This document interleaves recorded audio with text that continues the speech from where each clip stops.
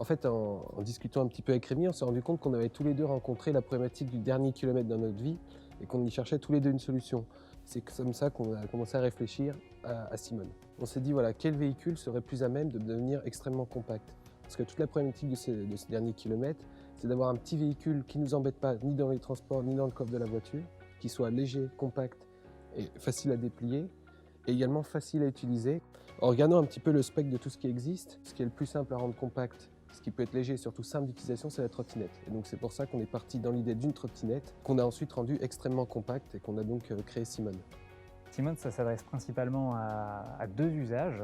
Le premier, c'est la personne qui prend les transports en commun et qui a encore besoin de marcher 1 ou 2 km sortie du métro, par exemple, pour atteindre son lieu de travail.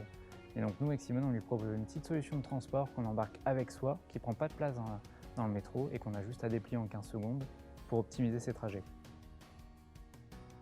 Et ce dernier kilomètre, il existe également pour les automobilistes. Souvent en ville, on cherche une place et quand enfin on trouve une place, il nous reste 800 mètres, 1 km à parcourir pour atteindre notre destination.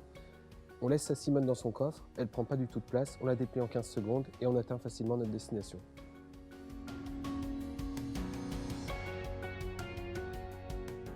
Alors le dépliage, ça se passe en 3 étapes, c'est extrêmement simple. Tout d'abord, on déplie la partie basse, simplement en tirant sur une poignée de préhension qui se trouve sur le frein. Deuxième étape, on déplie la colonne qui est télescopique et enfin on vient sortir le guidon qui est caché dans la colonne et on vient le positionner pour finir le dépliage.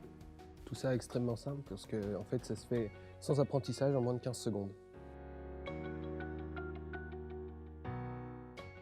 En tant que deux anciens ingénieurs automobiles, on a eu vraiment à cœur d'utiliser les mêmes méthodes que l'automobile pour concevoir Simone. Notamment, on a été très aidés par Transalais, également par un de ses partenaires qui est Valutech sur l'université, pour pouvoir concevoir Simone de la manière la plus robuste possible, également la plus fiable. Et pour ça, donc, on a fait notamment des calculs qui ont permis de comprendre si Simone allait tenir le coup lorsqu'elle sort de l'usine, mais également plusieurs années après une grande durée d'utilisation, pour vérifier qu'elle soit très solide.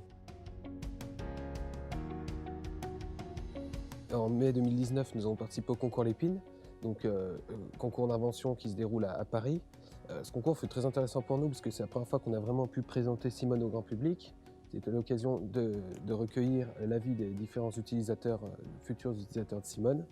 Et puis également, c'était l'occasion de présenter ça à un jury d'experts qui nous ont remis donc le troisième prix le plus prestigieux du concours Lépine, à savoir le prix de l'Assemblée nationale.